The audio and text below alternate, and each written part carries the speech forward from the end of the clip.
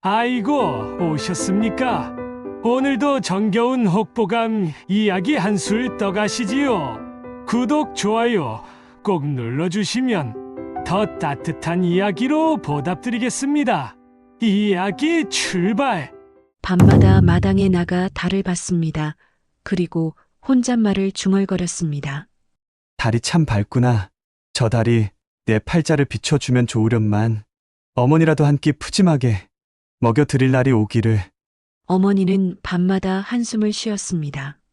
죽기 전에 내 홀레만 보고 싶구나. 상철아, 제발 장가를 가거라. 이 어머니를 편하게 해주거라. 그 말씀이 상철의 가슴을 짓눌렀습니다. 상철은 대답하지 않았습니다. 오직 어머니의 얼굴만 떠올렸습니다. 상철은 친구 광수와 함께 이대감의 큰 집 담장 너머로 살금살금 들어갔습니다. 손은 떨렸습니다. 가슴은 철렁철렁 내려앉았습니다. 광수 정말 이 여자가 여종이 맞아? 여종 맞다니까. 이대감 댁 하인들이 다 말했어. 넌 그냥 들어가서 보쌈해 오면 돼. 그게 끝이야. 너 할 수 있겠지. 상철은 대답하지 않았습니다. 오직 어머니의 얼굴만 떠올렸습니다. 뒤채 창문으로 몰래 들어간 상철 그곳에는 한 여인이 자고 있었습니다. 상철은 급히 그 여인을 안아 올렸습니다. 여인이 깨어났습니다. 상철은 손으로 입을 막았습니다. 여인은 저항했습니다. 마당을 헤치며 달아났습니다. 광수 기다려, 빨리 가자. 잡혀가면 우린 끝이야. 보름달이 밤하늘에 떠 있었습니다. 마치 무엇을 비추려는 듯이 밝게 떠 있었습니다. 상철과 광수는 그 달빛을 등에 지고 마을을 빠져나갔습니다. 숨이 쌕쌕거렸습니다. 한참을 달려 산골짜기에 이르렀을 때 상철은 여인을 내려놓았습니다. 상철아, 나는 이제 가야 해. 넌 여기 있어. 추격자 나올 때까지만 숨어 있어. 우린 절대 잡히면 안 된다. 광수는 사라졌습니다. 그 여인은 눈을 떴습니다. 조금씩 정신을 차렸습니다. 상철은 무릎을 꿇었습니다. 전신이 떨렸습니다. 제발 용서해 주세요. 저는 어머니 때문에 죄를 지었습니다. 정말 미안합니다. 그 여인은 상철을 천천히 바라봤습니다. 분노로 가득 찬 눈이었습니다. 하지만 그 눈 속에는 무언가 다른 것도 있었습니다. 여인이 천천히 입을 열었습니다. 내 이름은 춘희가 아닙니다. 나는 모란로의 옥순입니다. 기생 옥순이지요. 상철의 얼굴이 창백해졌습니다. 당신들이 날 여종인 줄 알고 보쌈했네요. 참 어이없고 놀라운 일입니다. 여종을 보쌈하려던 31살 노총각 상철이 실은 기생 옥순을 데려왔습니다. 그리고 그 실수가 어떻게 이 남자와 여인의 인생 전체를 바꿔놓았는지 기생을 잘못 보쌈한 노총각의 운명 지금 바로 시작하겠습니다. 상철의 어머니는 이른이 넘은 홀어머니였습니다. 남편을 일찍 잃고 외아들을 위해 평생을 헌신했던 여인입니다. 이 어머니의 손은 언제나 차갑고 갈라져 있었습니다. 나이와 세월이 만든 주름이 손가락마다 박혀 있었지요. 그런데 한 가지 소원이 있었습니다. 죽기 전에 이 아들의 홀레만 보고 싶다는 것이었습니다. 밤마다 어머니는 상철의 손을 잡고 울었습니다. 상철아, 죽기 전에 얘 홀레만 보고 싶구나. 어머니는 언제 갈 줄 모르는 사람이야. 제발 어서 장가를 가거라. 이 어머니를 편하게 해주거라. 그 말씀이 상철의 마음을 무겁게 눌렀습니다. 상철은 이 말씀 때문에 밤도 새우고 낮도 쉬지 않고 일했습니다. 하지만 돈은 모이지 않았습니다. 양반 신분으로는 혼례 비용을 마련할 길이 없었던 것입니다. 그런 어느 날 상철의 친구 광수가 찾아왔습니다. 광수는 상철과 같은 마을에서 자란 친구였습니다. 하지만 상철과 달리 광수는 잘 살고 있었습니다. 장터에서 보쌈을 파는 장사꾼이던 광수는 부를 이루었거든요. 광수는 상철을 보자마자 웃음을 지었습니다. 그 웃음은 친구를 돕고 싶은 웃음이었을까요? 아니면 어딘가 불순한 웃음이었을까요? 상철아, 오래간만이야. 요즘 잘 지내니? 상철은 광수를 반겼습니다. 광수도 상철을 안아주며 등을 두드렸습니다. 상철아, 요즘 세상에 보쌈이 흉한가? 요즘은 양반집 도련님들도 다 이렇게 장가들지 않던가? 보쌈이 나쁜 짓이라고 생각하나? 상철은 어리둥절했습니다. 광수의 말이 무슨 뜻인지 알 수 없었습니다. 상철아, 들어봐라. 이대감이라는 양반이 있지. 그 집에서 큰 잔치를 열린다고 했어. 그 집에 하인이나 여종들이 드나드는 것 알지? 그곳에 여종 옥순이라는 처녀가 있어. 그 처녀를 보쌈하면 어떨까? 상철은 고개를 저었습니다. 그런 짓을 내가 어떻게 할 수 있겠어. 내 팔자는 이리 망쳤더라도 죄까지는 짓고 싶지 않아. 하지만 광수는 계속했습니다. 그는 상철의 손을 잡고 진지하게 말했습니다. 상철아, 너 어머니 말씀 잊었나? 죽기 전에 내 혼례를 보고 싶다고 하지 않으셨나? 보쌈에서 그 여종을 아내 삼아라. 그럼 어머니도 기뻐하실 거야. 이것도 어떤 인연이다 생각하고 한 번만 해봐라. 내가 도와줄게. 그 말에 상철의 마음이 흔들렸습니다. 효심과 죄책감 사이에서 상철은 고민했습니다. 며칠을 고민했습니다. 밤마다 달을 보면서 고민했습니다. 그리고 마침내 결심했습니다. 이것도 어머니를 위한 길이라고 자신을 속이며 잠깐 말이 나온 김에 한 가지 더 얘기해야 할 것이 있습니다. 상철이 장터에 나간 어느 날 점쟁이라는 늙은 여자를 만났습니다. 그 여자는 상철을 멍하니 바라보다가 말했습니다. 젊은이 보름달이 뜨는 날, 밤에 큰일을 치르면 복이 들어온단다. 하지만 그 복이 기쁨이 될지, 슬픔이 될지는 모르는 법이지. 운명이란 이미 달이 정해주고 있는 것이니까. 상철은 그 말을 떠올렸습니다. 보름달이 뜨면 복이 온다고 했으니 이번 일도 무사할 거라고 스스로를 안심시켰습니다. 하지만 내 마음 어딘가에서는 불안해했습니다. 그것이 복일지 벌일지 몰랐기 때문입니다. 그렇게 며칠이 지났습니다. 광수는 계속 상철을 부추겼습니다. 어머니도 몸이 안 좋아지셨습니다. 밤마다 기침을 하셨고 밥도 제대로 못 잡수셨습니다. 사철은 더욱 초조해졌습니다. 어느 날 광수가 다시 찾아왔습니다. 광수는 상철에게 속삭였습니다. 내일 밤이야. 이대감 댁에서 큰 잔치를 핀다고 했지. 그리고 오늘 밤은 보름달도 뜬다고 했어. 모든 게 우리 편이야. 내일 밤에 우리 함께 할 때도 되지 않았나? 상철은 더 이상 거부할 수 없었습니다. 그렇게 운명의 밤이 왔습니다. 이대감 댁에 큰 잔치가 벌어지는 밤이었습니다. 밤하늘에 보름달이 떠 있었습니다.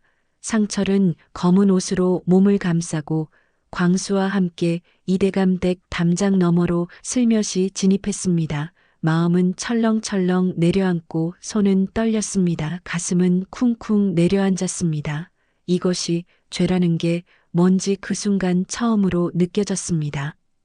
뒤채 창문으로 몰래 들어간 상철 그곳에는 한 여인이 자고 있었습니다. 여인의 얼굴은 창백했습니다. 가냘픈 숨을 쉬고 있었습니다. 상철은 서둘러 그 여인을 들어 올렸습니다. 여인은 깜짝 놀라 비명을 질렀습니다. 하지만 상철이 손으로 입을 막았습니다. 상철은 광수와 함께 허겁지겁 달아났습니다. 보름달을 등에 지고 밤길을 달렸습니다. 마을을 빠져나갔습니다. 숨이 쌕쌕거렸습니다. 한참을 달려 산골짜기에 이르렀을 때 상철은 여인을 내려놓았습니다. 광수는 상철에게 말했습니다. 내일 아침이면 난장판이 될 거야. 추격자들이 올 테지만 그건 신경 쓰지 마. 넌 저 여자와 함께 있어라. 우리는 절대 자백하지 않을 거고 말이야. 광수는 사라졌습니다. 상철만 남겨졌습니다. 그리고 그 여인. 그 여인은 눈을 떴습니다. 조금씩 정신을 차렸습니다. 그리고 천천히 입을 열었습니다. 내 이름은 춘희가 아닙니다. 나는 모랄로의 옥순입니다. 기생 옥순이지요. 상철의 얼굴이 창백해졌습니다. 여종이 아닌 기생을 데려온 것입니다. 상철은 무릎이 탈탈 떨렸습니다. 옥수는 조용히 웃음을 흘렸습니다. 마치 운명을 받아들이는 듯한 웃음이었습니다. 그 웃음 속에는 많은 것이 들어 있었습니다. 분노도 있었고, 슬픔도 있었고, 어딘가 이상하게 따뜻한 감정도 있었습니다. 당신들이 날 납치했으니 이제 어떻게 하실 건가요? 이것도 어떤 인연이겠지요. 상철은 무릎을 꿇었습니다. 진심으로 사죄했습니다. 저는 어머니 때문에 죄를 지었습니다. 제발 용서해 주십시오. 우리가 한 짓은 용서받을 수 없는 죄이지만 제발. 옥수는 상철을 바라봤습니다. 그 눈빛에는 분노도 있었고 깊은 슬픔도 있었습니다. 하지만 그 안에는 뭔가 다른 것도 있었습니다. 기생도 인간입니다. 우리도 누군가의 딸이고 누군가의 여인입니다. 하지만 세상은 우리를 물건처럼 다루지요. 물건이니까 쓰고 버릴 수 있는 거고 팔 수 있는 거라고 생각하죠. 옥순이 말을 이었습니다. 그 목소리는 차갑지 않았습니다. 대신 처연했습니다. 당신의 어머니를 위한 일이라 하셨군요. 저도 어머니가 있습니다. 하지만 가난해서 팔려왔습니다. 우리는 모두 팔려가는 인생이에요. 당신은 몰랐겠지만 말이에요. 상철은 더 이상 말을 잇지 못했습니다. 옥순의 말 한마디 한마디가 그의 가슴을 찔렀습니다. 맞습니다. 그는 몰랐습니다. 그런데 옥순은 갑자기 표정을 부드럽게 했습니다. 그리고 상철의 손을 잡았습니다. 하지만 당신의 눈빛을 보니 아기가 없군요. 그냥 절망한 아들의 눈빛입니다. 우리가 모두 그런 눈으로 이 세상을 보고 있어요. 이 세상이 우리를 버렸으니까요. 상철이 말했습니다. 제가 죄를 짓긴 했습니다. 하지만 이것이 인연이라면 저는 이 죄를 함께 지어줄 수 있나요? 당신과 함께요. 옥수는 상철을 바라봤습니다. 그 눈빛이 조금씩 부드러워졌습니다. 그리고 웃음을 지었습니다. 달빛이 참 밝군요. 저 달이 괜히 밝은 게 아니었나 봅니다. 이것도 무언가의 인연일 거예요. 나쁜 인연이 좋은 인연이 될 때도 있다고 누가 말해 주었던 것 같은데요. 둘은 밤새 말을 나눴습니다. 상철은 자신의 가난을 이야기했고 자신의 절망을 이야기했습니다. 옥수는 자신의 슬픔을 이야기했고 자신이 어떻게 팔려왔는지를 이야기했습니다. 눈물도 흘렸습니다. 그리고 새벽이 올 때쯤 둘은 이상하게도 서로를 이해하고 있었습니다. 상철이 옥순의 손을 잡았습니다. 옥순도 상철의 손을 놓지 않았습니다. 이 둘의 공통점은 뭐였을까요? 그것은 바로 버려짐이었습니다. 세상이 버린 남자와 세상이 물건처럼 대하던 여자 둘은 그 밤 버려진 것들끼리 서로를 품어주기 시작했던 것입니다. 두 손이 만났을 때 그들의 운명도 바뀌기 시작했습니다. 아침이 되자 상철은 어머니께 나아갔습니다. 옥순도 함께 갔습니다. 상철은 말했습니다. 어머니, 이 사람이 제 아내가 될 분이옵니다. 어머니는 상철을 쳐다봤습니다. 그 눈빛에는 놀라움이 있었고 분노도 있었습니다. 그리고 뭔가 다른 감정도 있었습니다. 너는 미쳤느냐? 기생을 며느리로 드리겠다고. 그 여자가 누구길래 우리 집에 들어올 수 있다고. 우리 집이 얼마나 초라한 집인지 아는가? 어머니는 상철을 단호히 내쫓으려 했습니다. 가만히 있거라. 내가 보쌈범을 경관에 구할 테니 너희 둘 다 감옥에 가게 될 거다. 어머니는 옥순에게로 향했습니다. 노한 목소리로. 너는 무엇인가? 기생인가? 우리 집에 오려 했나? 너 같은 년이 우리 상철의 아내가 될 수 있겠나? 이 집은 양반의 집이다. 기생이 들어올 집이 아니다. 옥수는 고개를 숙였습니다. 하지만 눈빛은 흔들리지 않았습니다.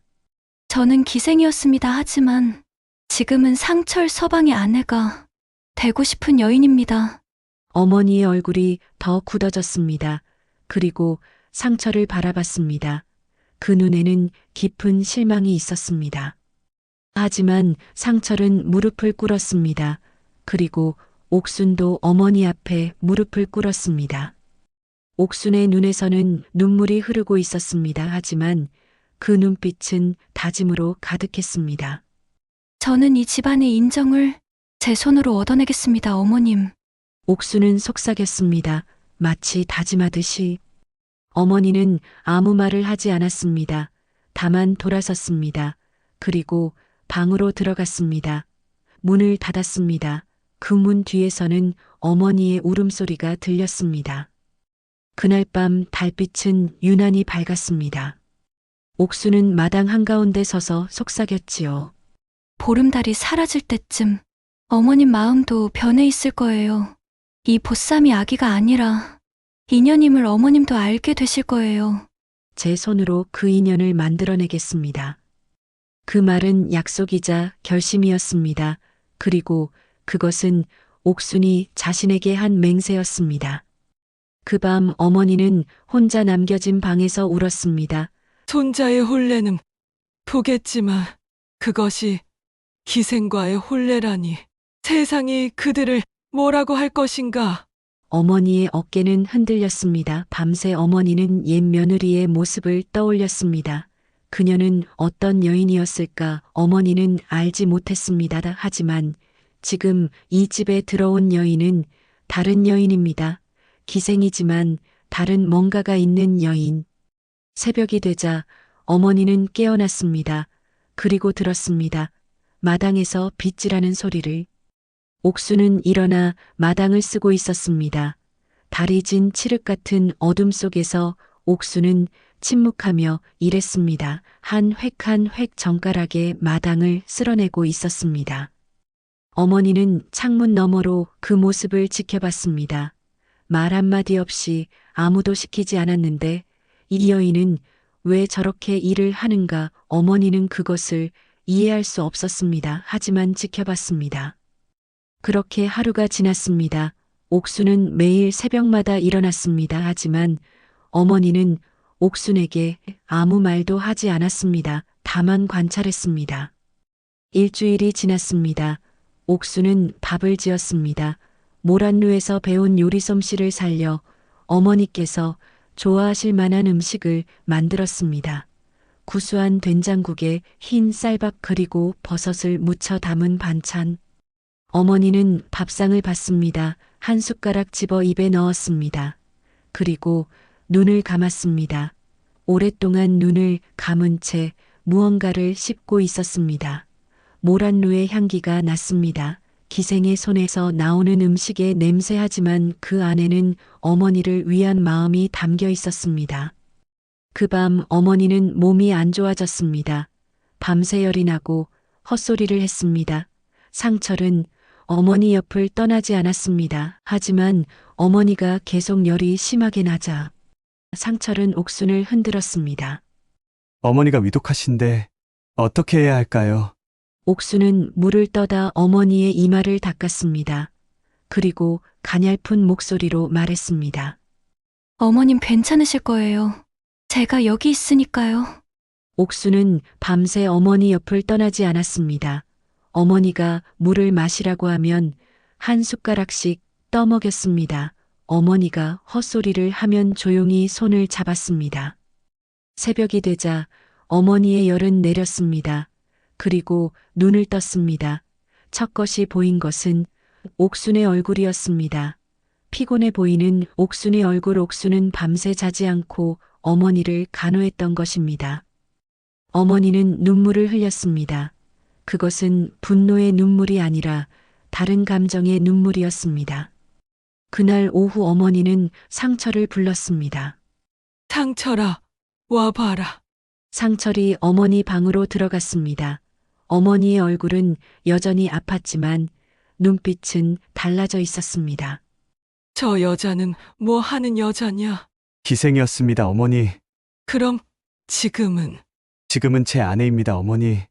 어머니는 한숨을 쉬었습니다. 깊고 긴 숨이었습니다. 어머니는 모르겠다. 너 자신도 모를 거다. 하지만 저 여자는 진정성이 보이는구나. 저 여자는 정갈하다. 무엇보다 저 여자는 한 사람을 돌봐본 손이더구나. 기생이 되어서도 그런 손을 잃지 않다니. 오히려 그게 더 신기하네. 상철은 어머니의 말을 이해했습니다. 어머니가 조금씩 옥순을 받아들이고 있다는 뜻이었습니다.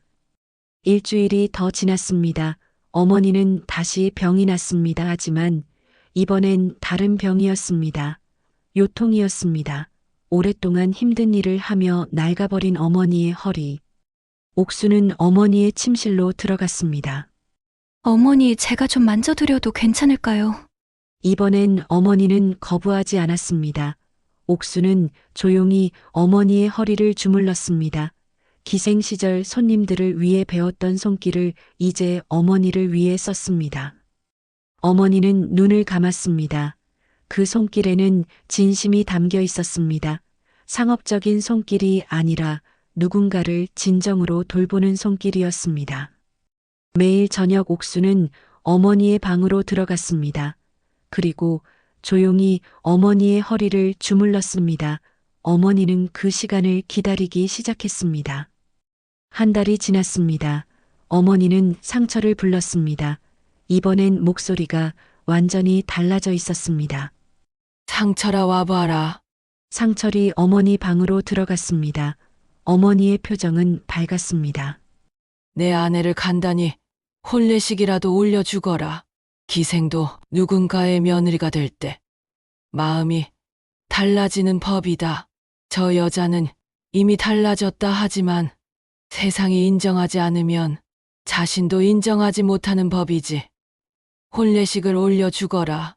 상철은 어머니의 말씀에 눈물이 나왔습니다. 어머니가 옥순을 진정으로 받아들였던 것입니다. 그 밤 상철과 옥순은 간단한 혼례식을 올렸습니다.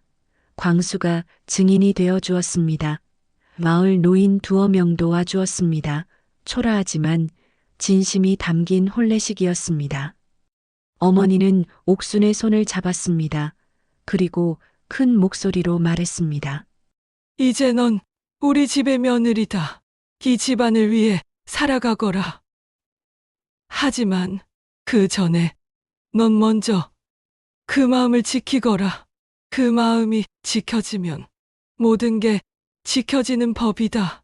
어머니의 눈에는 눈물이 맺혀 있었습니다. 그리고 미소가 있었습니다. 그 겨울은 유난히 추웠습니다. 농사 흉년이 들었습니다. 마을 곳곳에서 굶주림이 시작되었습니다.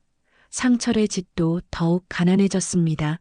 빚은 늘어만 갔습니다. 곳간에는 쌀이 떨어졌습니다. 밥을 반으로 나누어 먹는 날도 있었습니다. 아이도 없는데 셋이 함께 하나의 공기밥을 나누는 날도 있었습니다. 상철은 그것을 보며 마음이 부서졌습니다. 한밤중 상철은 창밖을 봤습니다. 달이 없는 밤이었습니다. 검고 무서운 밤 상철은 중얼거렸습니다. 내 팔자는 여기까지인가? 이 여자는 왜 내 옆에 있는 건가? 왜 날 따라 이 지옥으로 왔는가? 나 때문에 기생을 버리고 난 버렸고 이제 굶주리고 있지 않은가? 옥순이 일어나 앉았습니다. 상철을 안았습니다. 상철의 등을 문질렀습니다. 그리고 말했습니다. 서방님, 울지 마세요. 이건 당신의 잘못이 아니에요. 이건 우리의 인연이에요. 상철은 옥순을 바라봤습니다. 옥순 미안해. 정말 미안해. 옥순은 상철의 얼굴을 들었습니다. 서방님, 이제 제가 벌어야 할 차례예요. 당신은 지쳐 있어요. 이제 제 손을 잡으세요. 상철은 옥순을 바라봤습니다.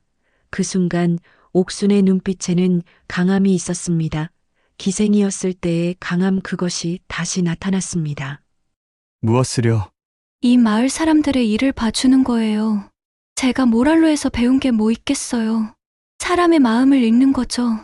사람과 사람을 이어주는 거죠. 그것을 여기서 해보겠어요. 그렇게 옥순의 새로운 직업이 시작되었습니다. 첫 번째 인연이었습니다. 몰락 양반 규수와 상인의 아들. 그 규수의 이름은 설라였습니다. 양반집 교수인 그녀는 남편을 정해받았습니다. 상인의 아들이었습니다. 신분이 다르다는 이유로 마을 사람들은 둘을 놀렸습니다. 설라는 상철의 집을 찾아왔습니다. 그리고 옥순을 봤습니다. 당신이 그 기생이라던 여인이네요. 옥수는 설라의 눈을 봤습니다. 그 눈에는 절망이 있었습니다. 네, 제가 그 기생입니다. 설라의 목소리가 떨렸습니다. 신분이 다르다고 세상이 우릴 놀려요. 근데 당신은 어떻게 참으셨어요? 세상의 손가락질이. 옥수는 설라의 손을 잡았습니다. 신분이 다르다고 마음이 다른 건 아니에요. 저도 기생이었고 저 남편은 양반입니다. 보시면 우린 정말 다른 신분의 사람들이에요. 하지만 우리는 함께 했어요. 그리고 지금도 함께하고 있어요. 신분은 마음을 가르지 못해요. 마음이 같으면 그게 전부예요. 설라는 옥순의 손을 잡고 울었습니다. 그 남자를 만나고 싶어요. 제발 도와줄 수 있을까요? 옥수는 그 남자를 만났습니다. 상인의 아들 이름은 준호였습니다. 준호는 설라를 사랑했습니다. 하지만 신분 때문에 절망했습니다. 옥수는 준호에게 말했습니다. 당신이 설라를 진정으로 사랑한다면 신분을 무서워하면 안 됩니다. 신분을 가르는 건 세상이고 신분을 잇는 건 마음이에요. 준호는 그 말을 들었습니다. 그리고 설라를 찾아갔습니다. 둘은 밤새 대화했습니다. 그리고 다음 날 마을은 새로운 소문이 났습니다. 양반 규수와 상인의 아들이 결혼하겠다고. 마을 사람들은 놀랐습니다. 하지만 더 놀랐던 건 그들이 얼마나 행복한지였습니다. 첫 번째 인연이었습니다. 그리고 성공했습니다. 두 번째 인연이었습니다. 정략혼에 갇힌 딸과 의도한 남자. 그 딸의 이름은 영희였습니다. 아버지가 정해주는 정혼자와 결혼하려고 했습니다. 하지만 영희는 그를 모르고 싶지 않았습니다. 영희는 상철의 집을 찾아왔습니다. 그리고 옥순 앞에서 울었습니다. 저는 이 사람을 사랑하지 않아요. 근데 결혼해야 해요. 옥순은 영희의 눈을 봤습니다. 그 눈에는 죽음이 있었습니다. 살아있으면서도 죽어있는 눈이었습니다. 옥순이 그 눈을 본 건 모란루에서였습니다. 옥순은 영희의 아버지를 만났습니다. 아버지는 처음엔 거절했습니다. 하지만 옥순은 말했습니다. 딸분의 신음소리를 들으셨나요? 아버지가 정해주는 삶이 딸을 죽이고 있어요. 아무리 좋은 신랑이어도 딸이 모르면 지옥이에요. 딸이 아는 신랑이어야 천국이 돼요. 아버지는 옥순의 말을 들었습니다. 그리고 영희에게 묻기로 했습니다. 너가 누구를 사랑하는가? 영희는 말했습니다. 저는 정해진 사람이 아닌 제가 선택한 사람을 사랑하고 싶어요. 아버지는 옥순에게 그 사람을 찾아달라고 했습니다. 옥순은 영희의 정혼자를 만났습니다. 그리고 편지를 전했습니다. 그 편지엔 영희의 진심이 모두 담겨 있었습니다. 그의 마음을 생각하는 것, 그의 웃음을 바라는 것, 그 모든 것이 담겨 있었습니다. 정혼자는 편지를 읽고 눈물을 흘렸습니다. 그리고 영희를 찾아갔습니다. 밤새 대화했습니다. 그리고 깨달았습니다. 자신도 이 여자를 알고 싶다는 것을, 그리고 이 여자가 좋다는 것을. 정호는 정래혼이 되었습니다. 그리고 정래혼은 진정한 부부가 되어 갔습니다. 두 번째 인연이었습니다. 그리고 성공했습니다. 세 번째 인연이었습니다. 가난한 나무꾼과 버려진 과부. 그 나무꾼의 이름은 철호였습니다. 아내를 먼저 떠나보내고 혼자가 되어 매일 나무만 베고 있었습니다. 말이 없었습니다. 눈빛이 죽어 있었습니다. 그 과부의 이름은 미숙이었습니다.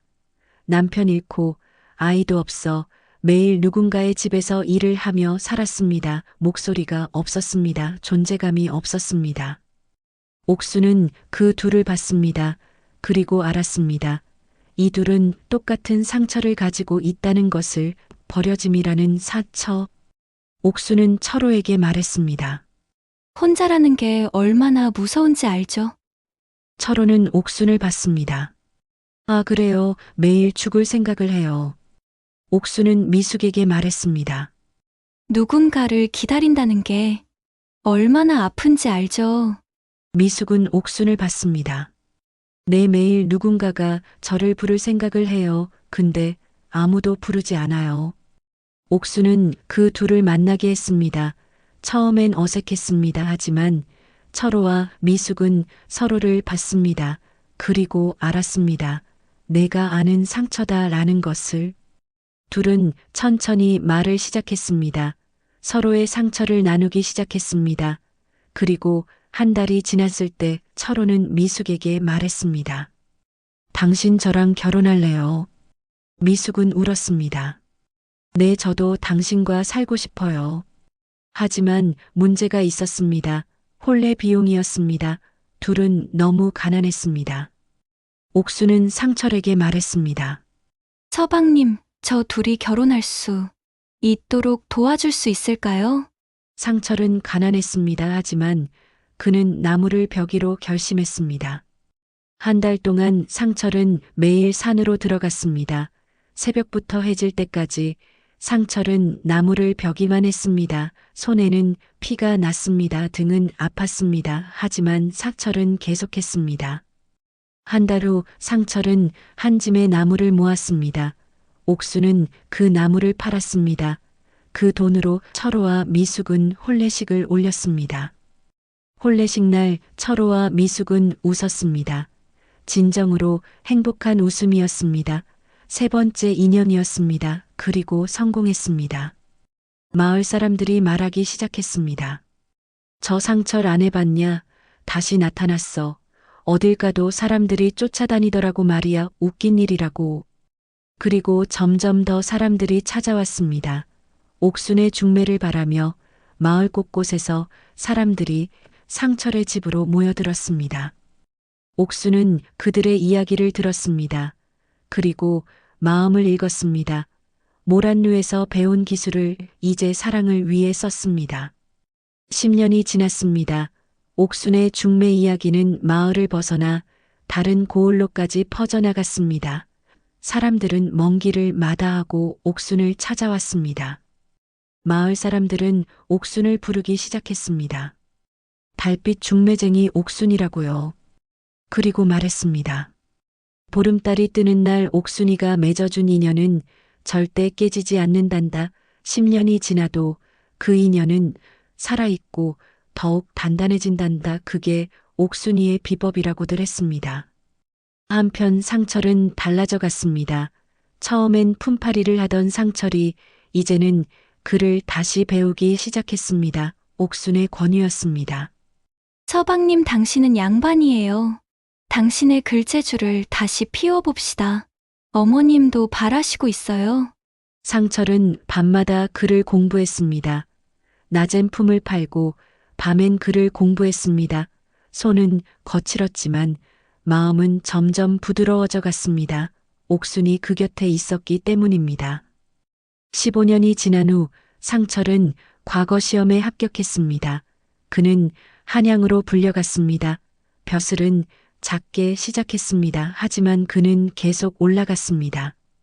마을 사람들이 축하했습니다. 상철의 어머니는 눈물을 흘렸습니다. 너희 둘이 우리 집에 복을 가져왔구나. 너희가 없었으면 이런 날이 올 리 없었지. 어머니는 손자들의 손을 잡으며 웃음을 멈추지 않았습니다. 그 다음에 옥수는 아들을 낳았습니다. 아들의 얼굴을 본 순간 상철은 알았습니다.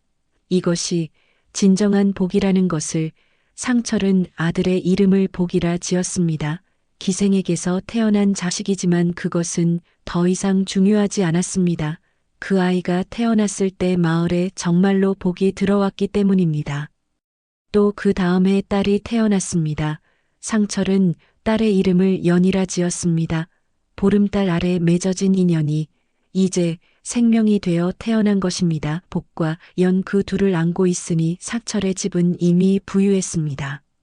나이 많은 어머니는 손주들을 안으며 웃음을 멈추지 않았습니다. 이제 고통도 없었습니다. 죽음도 무섭지 않았습니다. 오직 손자들의 웃음만이 있었습니다. 그리고 그 어머니는 평온한 마음으로 눈을 감으셨습니다. 손자 복을 안고 손녀 연을 안으며 미소 지으며요. 그날 밤 달빛은 다시 한번 그들의 집을 비추었습니다. 초라한 초가집은 이제 없었습니다. 대신 단정한 기와집이 서 있었습니다. 하지만 그 정원에는 여전히 보름달이 비추었습니다. 그리고 상철은 한양으로 돌아갔습니다. 벼슬은 작으니까 하지 않다 생각했습니다. 대신 마을에 남기로 했습니다. 옥순과 복과 영과 함께 여기 남기로 한 것입니다. 아니 그게 무슨 말인가요 하고 놀라는 이가 많았습니다. 하지만 상철은 웃음만 지었습니다. 진정한 부자가 무엇인지 이제 알았거든요.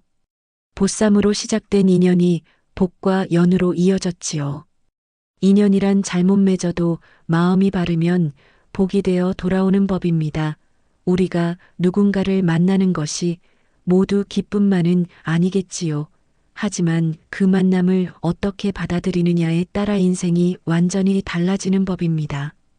지금 당신이 누군가를 만나고 있다면 그것이 비록 예상치 못한 만남일지라도 그 안에는 어떤 운명이 숨어 있을지 모릅니다. 그것이 좋은 운명이 되게 하는 건 결국 당신의 마음입니다.